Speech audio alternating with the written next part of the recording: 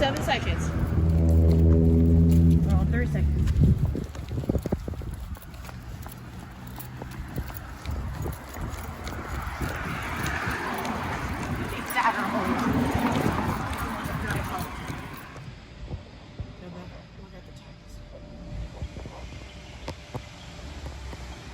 Like Batman would have one of those.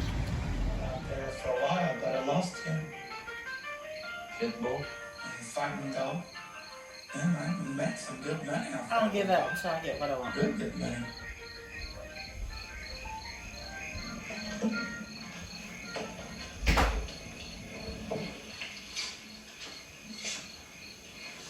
You could come up north with me, you know. What's up there? My family. That's right. You got the wife and kids now, don't you? You got the house, got the car. That's a little slam. That's right. Spend a few days, see how you like it. Got an extra room. It's too cold up there. You want to sleep for a while? I don't want to embarrass I myself. don't sleep. I don't want to embarrass myself. It's really nice, huh?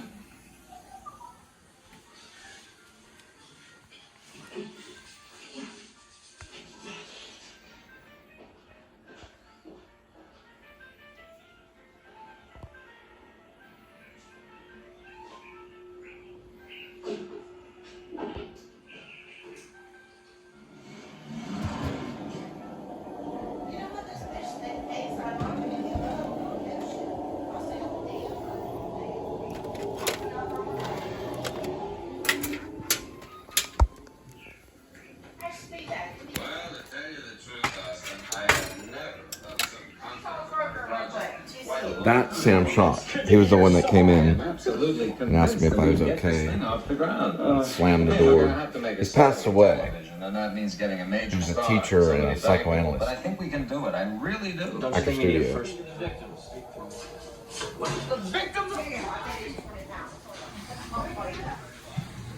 You have to press on it like that. We have to get on the scale first. Well, because if we buy a cat scratching post, we need to know the weight. We can. Sorry.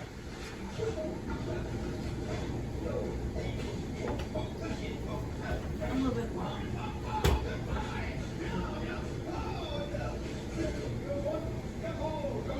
And then you hand me the camera.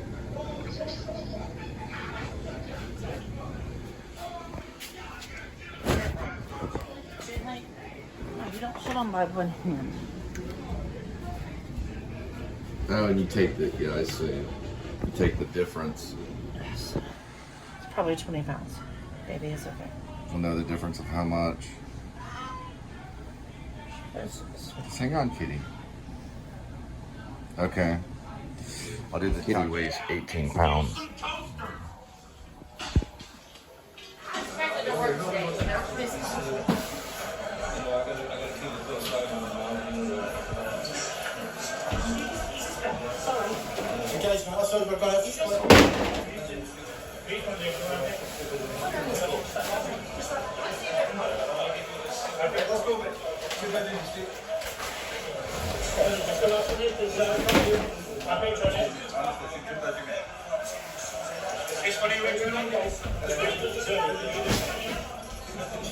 Hey, that's important writing.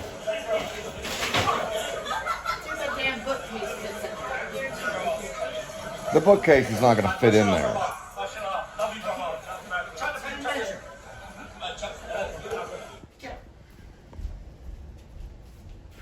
How many inches? 1, 2, 3, 4. 1, 2, 3, 4. Shh. Stand down. Northeast, we'll see little rough seas along the New England coastline from that hurricane that's going away. Miles and miles of sunshine. Miles Davis. We're going to put Miles out there today. Nice as it can be. A problem.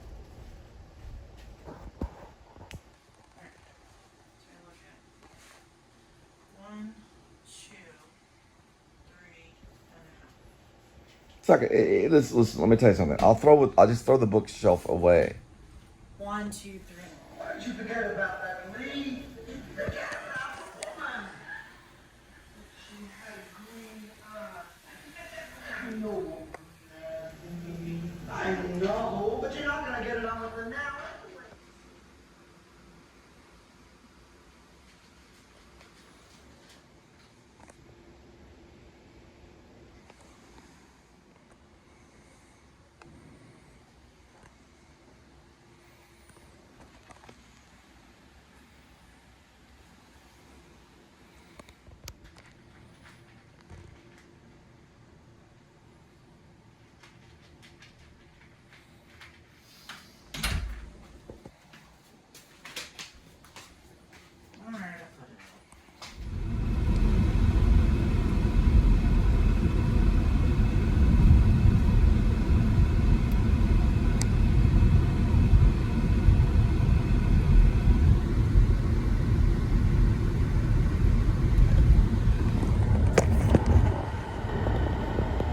94 degrees Fahrenheit, 213,613 miles on the odometer.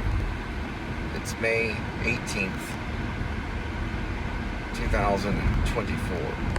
Welcome back to the Please Subscribe show. Yeah, I was watching different versions of True West. You know, different performances, some college performances, some somewhat off Broadway performances, and then others.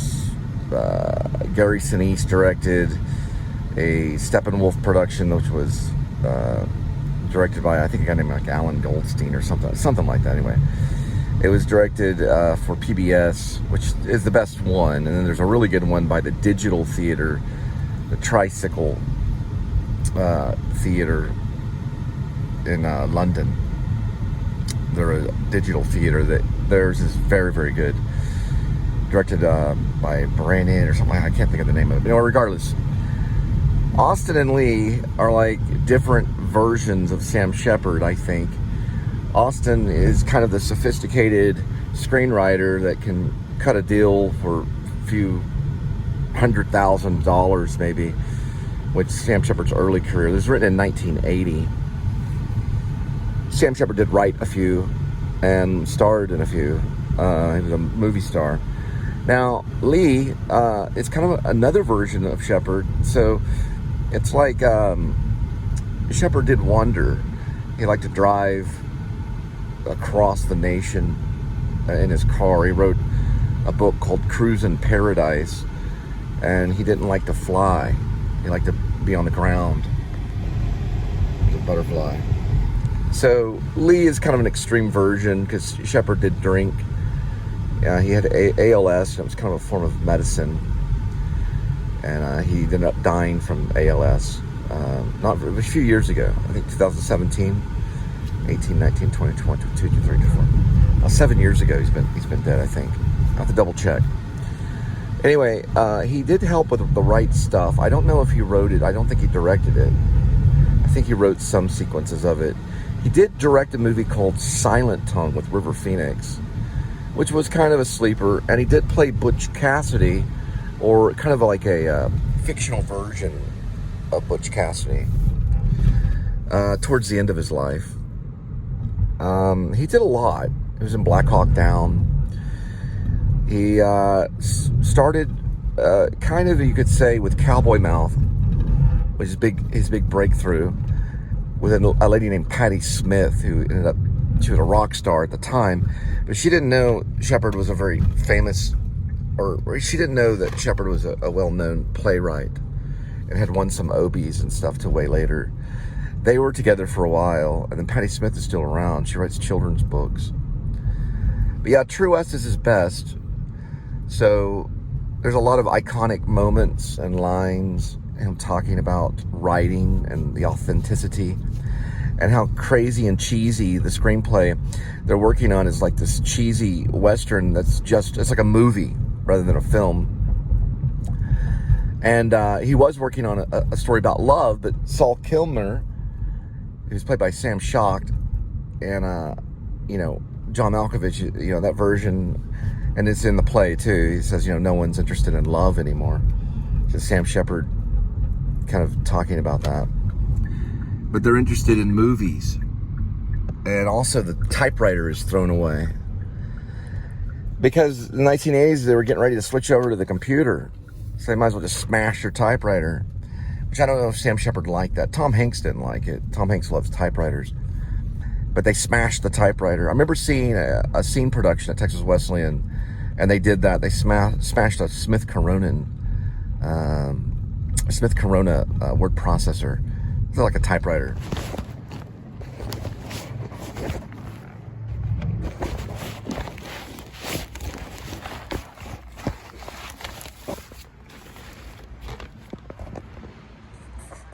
Avenue.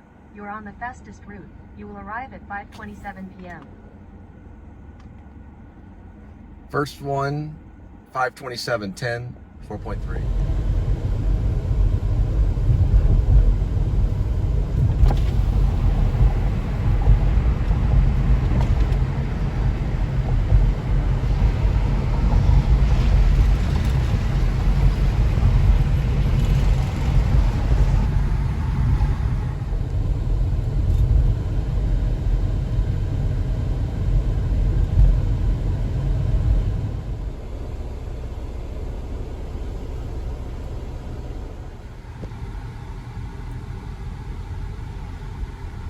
That's a red house right there.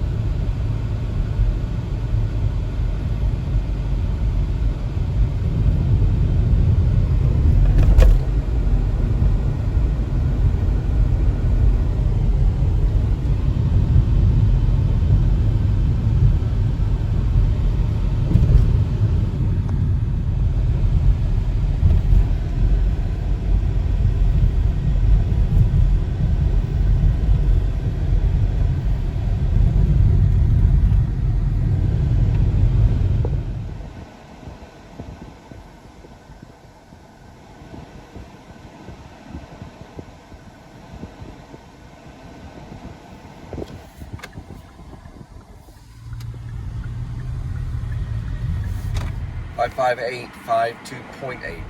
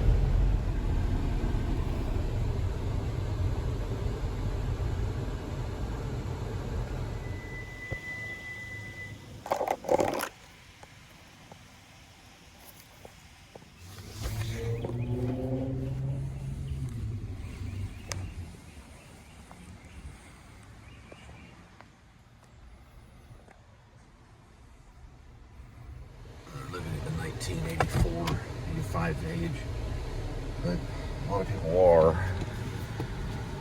Weird about Sam Shepard is that, you know, in the play, which he knew it would be done, especially after winning the Pulitzer, he knew that True West would be done over and over and over and over and over and over again. So it became kind of a manufacturing for destroying typewriters by various method actors. And they would destroy it, and some each performance too, because it calls for the destruction of a typewriter. He probably broke the world record in destroying typewriters single-handedly without even having to do it. He chose the golf club, more than likely a 9-iron or a putter, to chop the typewriter into pieces. The computer age was coming up anyway, so it didn't really matter. So you might as well do something with these typewriters. Let's just put them in True West plays. Yeah, each night. Now, I don't know how if they had a run of the show, let's say,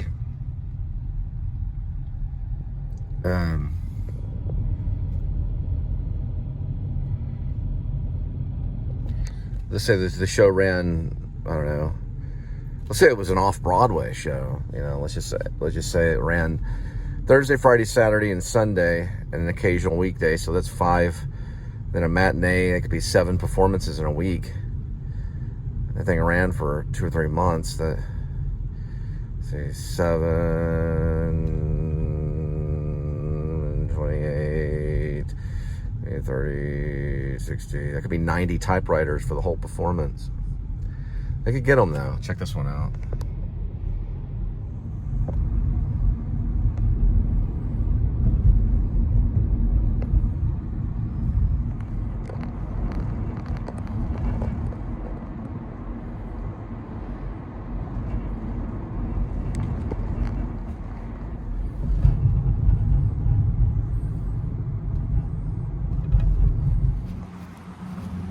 .7. A Daniel Johnston Hi, How Are You cassette tape, the original, on a tape cassette.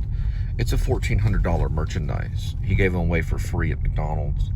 If you got like some French fries, maybe a burger, you would all look in Austin, you'd look inside and there'd be a free tape.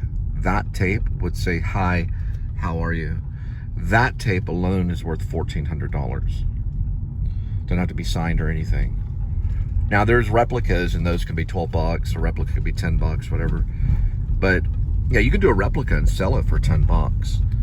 I don't know if you need studio backing. You might get a little bit of trouble, but that wasn't Daniel Johnston's. That's not what he wanted. He didn't want people to get in trouble over that. But yeah, $1,400 if you have the original.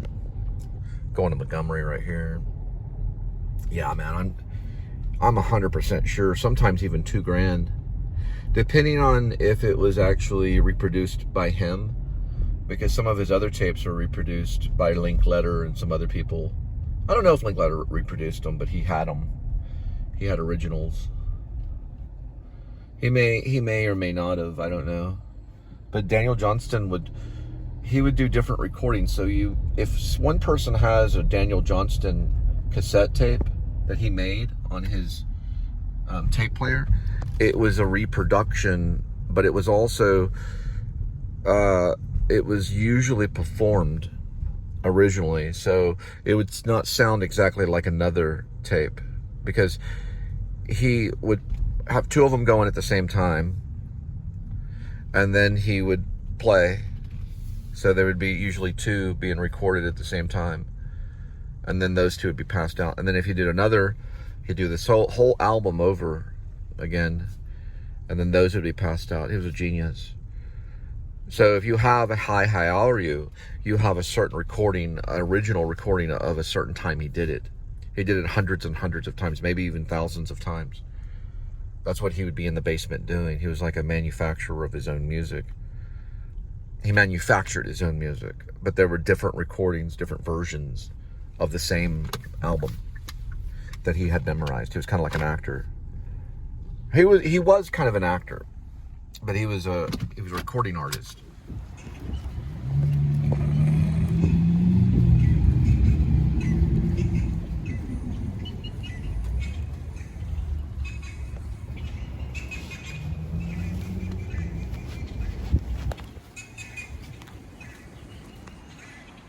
Montgomery.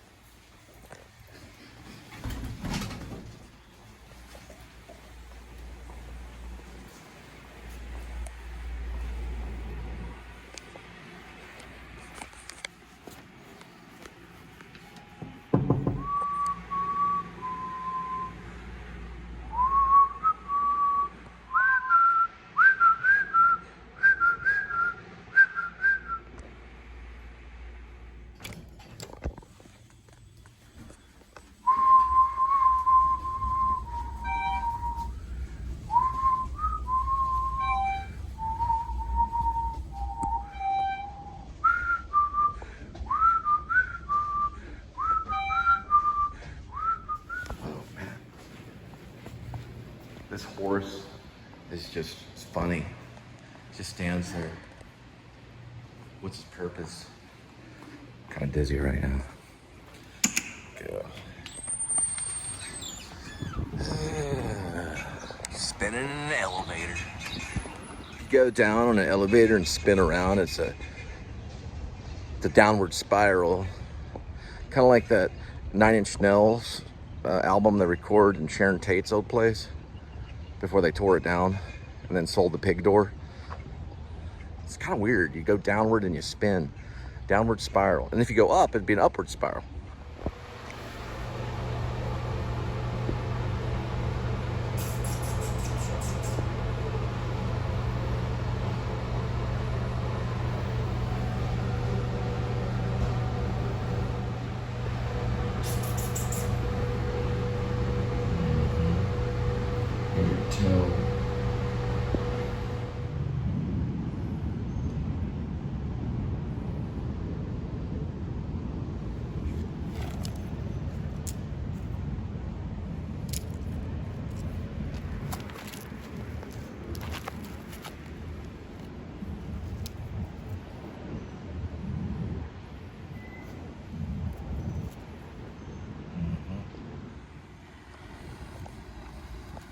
I'm smart.